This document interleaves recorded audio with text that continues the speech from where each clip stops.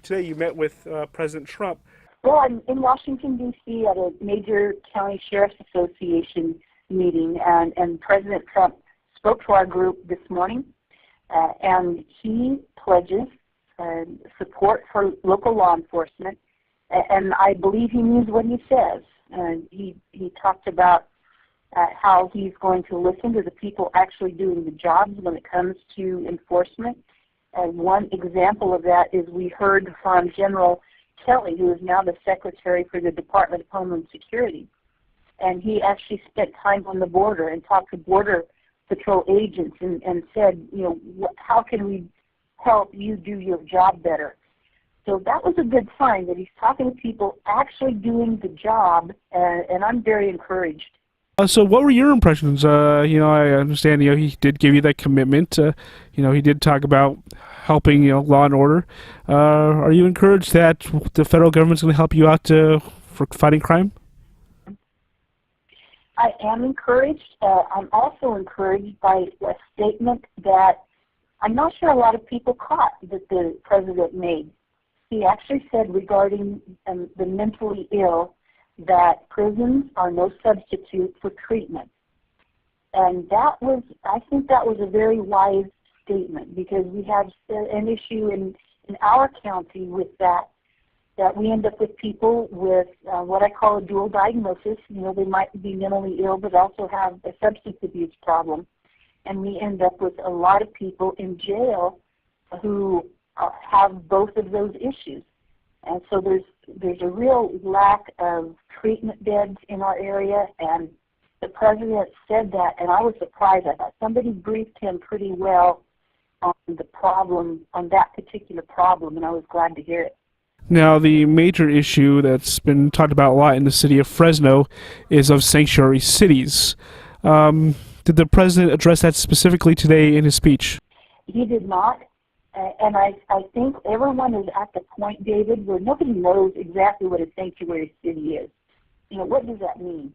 No definition has come out. And all of the people all law enforcement officials I talked to today, that term has become so poisonous, I don't know how else to put it, that it's counterproductive.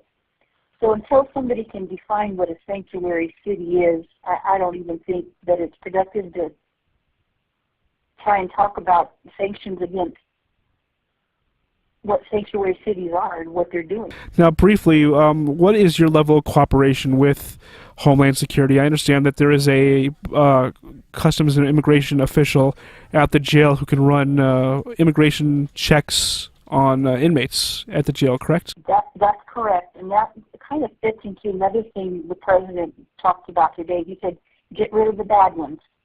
And that's how we are doing that in Fresno County. We are working with ICE.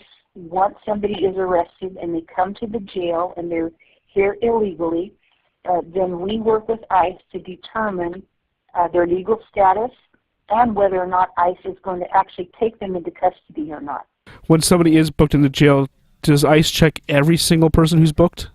They check everybody who says they were born outside of the country. Okay, so it's somewhat based on a voluntary statement.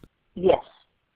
Now, as a result of the Truth Act, local sheriffs and people that run jails are now required to provide inmates with a piece of paper that says, you've admitted that you were born outside of this country. They might have even admitted they're here illegally, and they have a right to not talk to ICE. And so we are required now to do that as a result of the Truth Act.